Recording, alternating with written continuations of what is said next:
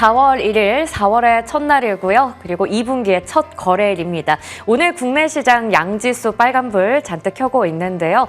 이제 곳곳에서 벚꽃들이 보이는 만큼 여러분의 계좌에도 꽃이 가득 폈으면 좋겠습니다.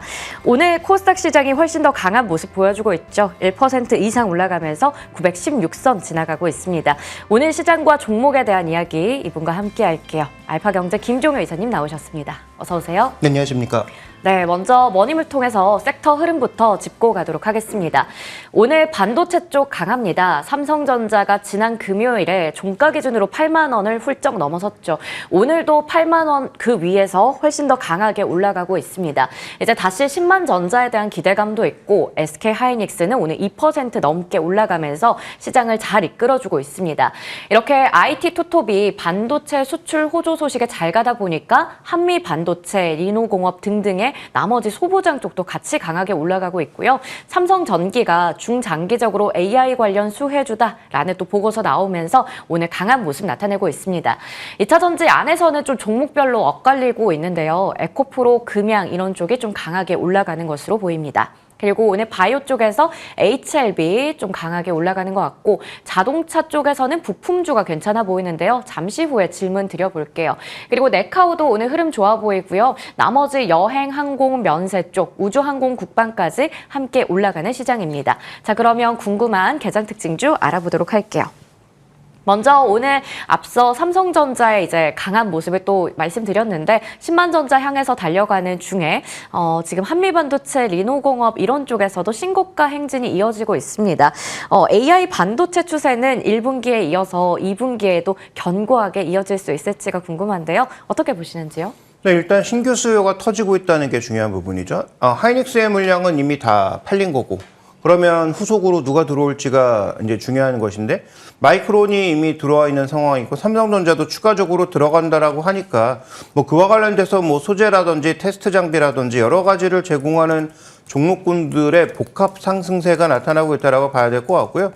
그 중심에 있는 종목은 뭐 누가 뭐래도 한미반도체. 그래서 회사에서는 아직 뭐 이렇게 확언을 하지 않고 있습니다만 마이크론 쪽으로 넓혀졌다면 그러면 뭐 매출 단위 바뀔 수 있는 거니까 그런 부분에 대한 기대감이 살아있는 거고요. 리노공업도 관련된 검침 수요가 많아질 거라는 기대감이 뭐 NPU까지 늘어나는 상황에서 당연히 올라오고 있는 것이고 그다음에 뭐 DI를 포함한 여러 가지 버닝 테스터 장비들까지 다 움직이고 있는 상황인 거죠. 그래서 엔비디아가 진짜로 뭐 추세를 완전히 무너뜨리는 정도로 꺾이면 당연히 다 꺾여 내려가겠지만 그런 상황이 아니고 뭐 엔비디아가 기간 조정 정도 겪는 상황에서 우리나라의 지금 HBM과 레거시까지 전반적으로 다 회복되고 있는 상황이니까 그래서 반도체의 강세는 쉽게 꺾이지 않을 것 같다라고 봐야 될 것 같고요. 다만 신규 투자를 할 수 있느냐? 해도 되는데 지금 이제 이렇게 한미반도체처럼 높아진 종목을 사시는 분은 만약에 내 방향이 틀렸을 때 빨리 뛰어내려올 수 있는 그런 과단성도 있어야 되겠죠.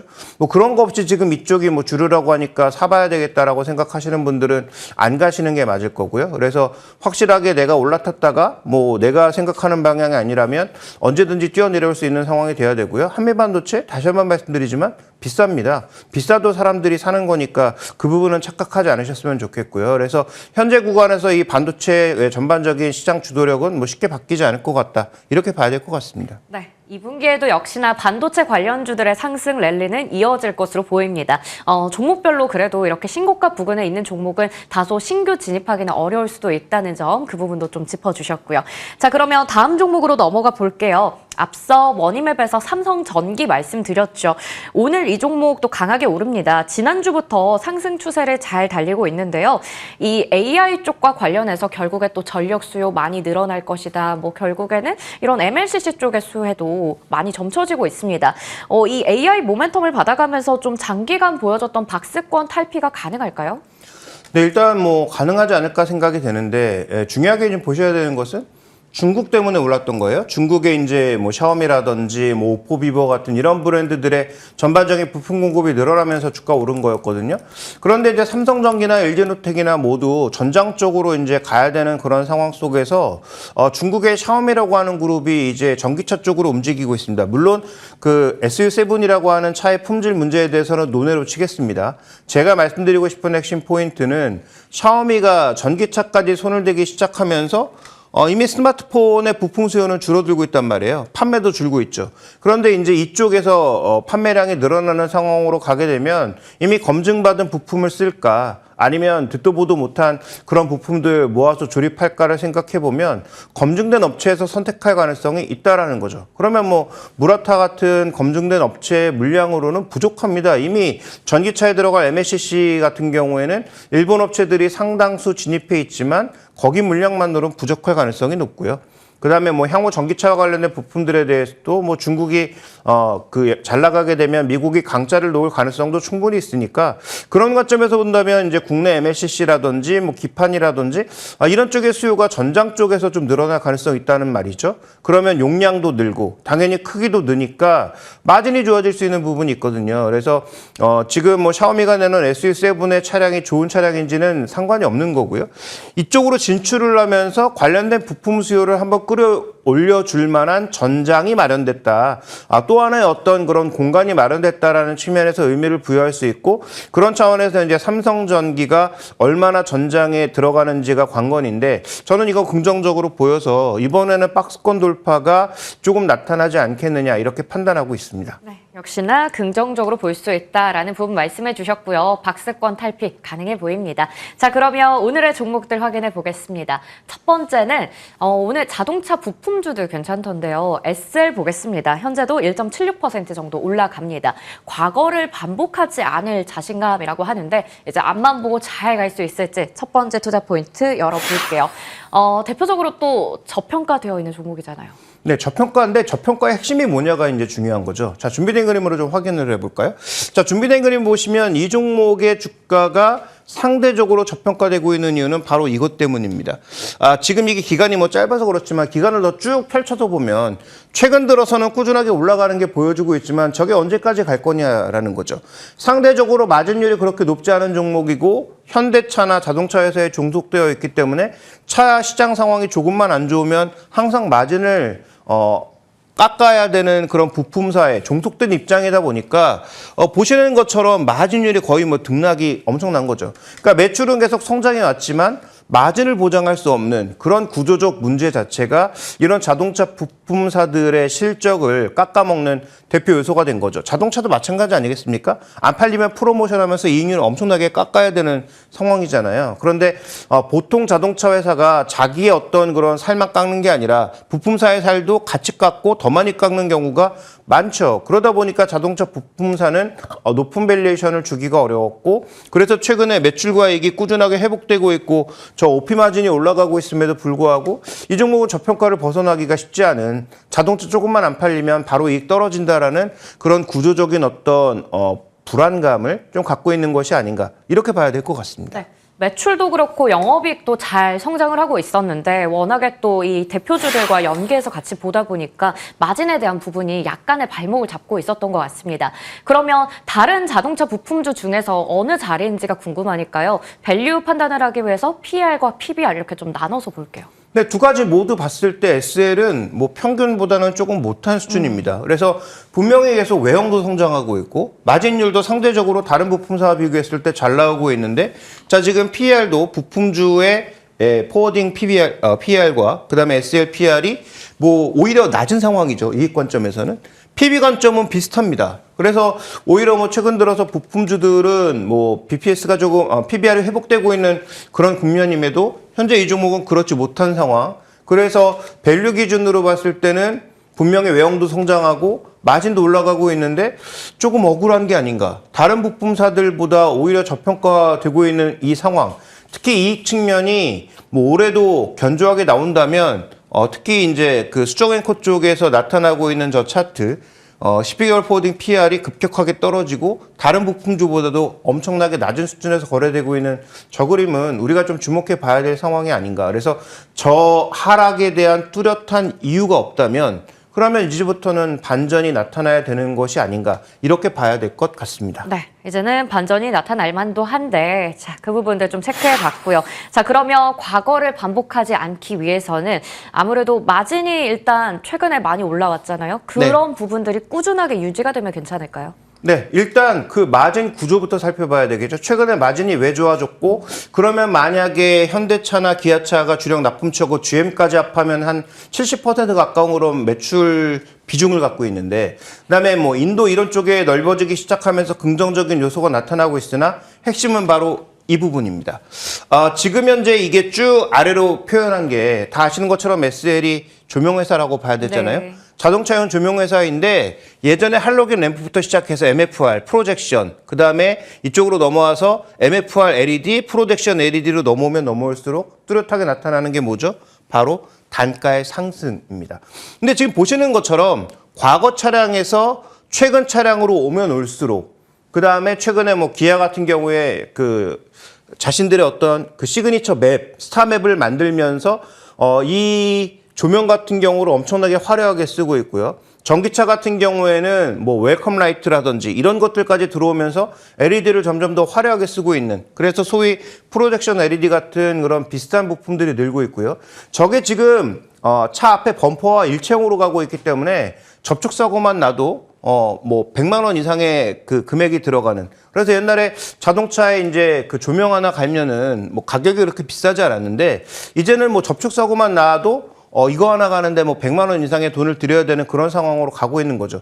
근데 이게 한두 차량만 그렇게 가고 있는 게 아니고 전체적인 차량이 다 그렇게 가고 있다라는 겁니다. 그러니까 이게 구조적으로 바뀌고 있으니까 아까 말씀드렸던 그 할인 요소가 예전에 비해서는 줄어들었을 수 있다. 물론 차 안 팔리면 똑같을 겁니다. 자동차가 또 부품사들 엄청 쪼아서 마진 깎을 건 뻔한 일인데, 그런데 구조적으로 지금 자동차에 잘 나가고 있는 프로젝션 LED의 가격 자체가 올라가고 있고, 이 올라간 가격을 자신들의 마진을 일부 깎을 수는 있지만 손해를 보면서 공급할 수는 없는 거잖아요. 그러니까 그런 구조적인 문제를 생각해 봤을 때 저는 그러면 앞으로 SL은 차가 안 팔리면 당연히 여기도 마진 떨어지겠지만 예전처럼 뭐 제로 수준으로 떨어지거나 적자로 전환하는 그런 사례를 반복할 가능성은 낮아졌다, 이렇게 봐야 될 것 같습니다. 따라서 이 종목의 목표가는 저는 조금은 높게 잡아도 될 거라는 판단인데, 뭐 그렇다고 해서 지금 뭐 진짜 앞서 나가는 성장 기업만큼 그렇게 우리가 줄 수는 없지만 적어도 PBR 한 배를 조금 못 미치는 정도의 수준까지는, 시장 평균 정도의 수준까지는 반등할 수 있지 않을까라고 보고 있고, 그거를 우리가 EPS, PER 관점에서 생각했을 때도 충분히 합리적인 가격은 한 42,000원 정도의 가격이라고 저는 판단하고 있기 때문에 PBR 0.9배 정도, 그 다음에 PBR 0.9배 정도, PR로 봤을 때도 시장 대비 그렇게 비싸 보이지 않은 42,000원 정도의 가격은 합리적인 목표가로 설정할 수 있다. 그리고 올해 1분기에도 비교적 좋은 마진율이 유지된다면 비교적 빠르게 주가도 올라갈 수 있다, 이렇게 판단하고 있습니다. 네, 결국에는 마진이 가장 중요해 보입니다. SL 같은 경우 목표 주가 42,000원 잡아주셨습니다. 다음 종목으로 넘어가 볼게요. LG화학입니다.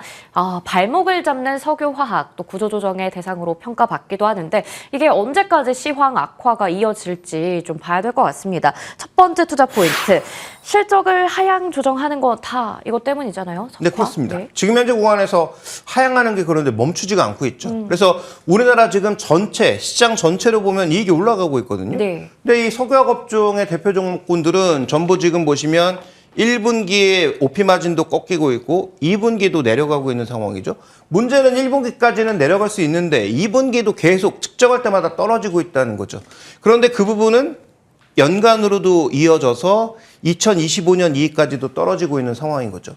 그러니까 우리가 뭐 주가를 여러 가지로 표현하지만 미래에 벌어들이는 모든 현금 가치를 현재 가치화한 게 주가라고 하는데, 그러면 이렇게 벌어들이는 돈이 올해만 떨어지는 게 아니고 내년도 예상이긴 하지만 떨어지고 있는데, 그러면 당연히 현재 가치의 합도 떨어질 수밖에 없는 거죠. 그래서 계속 낮추고 하는데 그래도 반전이 안 나오고 있으니까 더 낮추는 그런 상황인 거죠.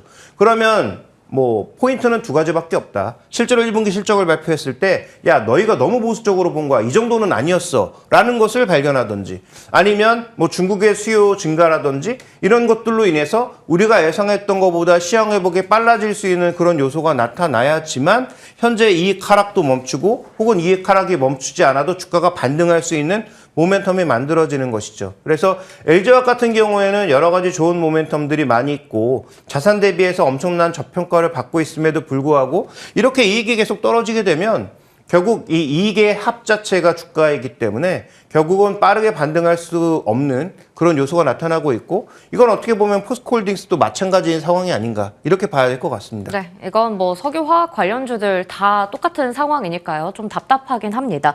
두 번째 투자 포인트 열어볼게요. 그렇다면 반등의 조건은 어떤 게 있을까요? 일단은 이제 뭐 LG 에너지 솔루션 쪽에 이 기여도를 제외하면 사실 석유화학이 너무나 발목 잡고 있었는데 이 2차 전지 쪽에서 기대를 좀 해야 되나요? 근데 결국은 LG그룹 전체적으로 봤을 때 양극재를 일단 LG화학이 만들고 그다음에 이제 배터리를 LG 엔솔이 만들고 관련된 전장 부품을 LG전자와 LG이노텍이 만드는 그런 구조로 되어 있는 상황인 거잖아요.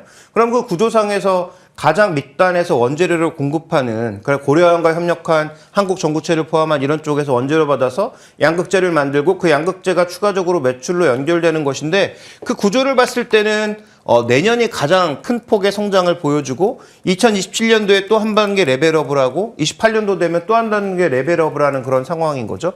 그러면 석유화학의 추가적인 하락은 뭐 여전히 나타날 수 있을지 모르겠지만 이걸 상쇄하는 반대쪽 요소, 즉 성장하는 요소가 부각되기 시작하면 뭐 특히 뭐 제약 쪽은 아직은 그렇게 눈에 띄는 성과는 아니니까 양극재 쪽에서 의미 있는 어떤 그런 성과가 내년에 정말로 발견이 된다면 그러면 이제 하락하는 주가를 잡아줄 수 있는 중요한 포인트가 되는 거죠. 그다음에 현재 LG화학은 그 어떤 종목과 2차 전지 밸류 체인에 있는 그 어떤 종목과 비교해도 밸류가 싼 기업입니다. 물론 싼 이유가 있는 거죠. 아까 말씀드렸던 석유화학 쪽에. 그래서 그 싼 이유가 존재하고 있으나 그래도 가장 싼 기업이기 때문에 2차 전지 소재 쪽에서 의미 있는 반등이 나타난다면 그것은 충분히 긍정적인 요소가 될 수 있다는 측면에서 기대감을 지울 이유가 전혀 없다. 이렇게 봐야 될 것 같습니다. 네, 여전히 기대감은 우리가 가져가도 괜찮을 것 같습니다. 자, 그러면 목표 주가가 궁금한데 목표 주가의 변화가 있는 건가요? 네, 일단 추가적으로 지금 측정할 때마다 이익이 떨어지고 있기 때문에 네. 당연히 조정할 수밖에 없다. 그래서 아마 제가 연말인가 연초에 이 종목을 한번 하면서 64만 원 정도를 말씀을 드렸고 그것은 PB 관점에서 한 1.5배 정도. 그러니까 다른 소재주에 비해서는 너무나 낮지만 할인될 요소가 충분히 있기 때문에 PB 한 1.5배 정도를 목표가로 말씀을 드렸는데 현재 이익이 떨어지고 있는 국면이니까 똑같이 1.5배를 말씀드리기는 조금 어려울 것 같고 한 10% 내외 정도를 조정을 해서 60만 원대를 잡는 것이 그러니까 기존에 잡았던 게 64만 원 정도였는데 그 정도로 조금 할인을 해서 60만 원 정도로 잡는 것은 그래도 저는 나름 합리적이다라고 보고 있고요. 현재 PBR 밴드를 보시면 바닥 국면에서 한 배 정도 내외에서 움직이고 있는 거죠. 그러니까 지금은 저는 받을 만한 할인 요소는 다 받고 있다. 그러면 이 할인 요소를 깨버리든지 아니면 할인 요소 이상의 성장 요인이 나타나든지 둘 중에 하나만 나타나면 LG화학에게는 반전의 요소가 될 수 있다는 측면에서 저는 뭐 실망하실 이유가 전혀 없고 긴 관점에서 본다면 여전히 분할 매수할 만한 자리다라고 보고 있습니다. 네, 목표 주가는 60만 원으로 살짝 하향하긴 했지만 여전히 긴 관점에서 볼 수 있고 기대 요소도 있었습니다. 오늘 이렇게 해서 두 종목에 대해서 자세하게 풀어봤고요. 지금까지 알파경제 김종효 이사님과 함께했습니다. 고맙습니다.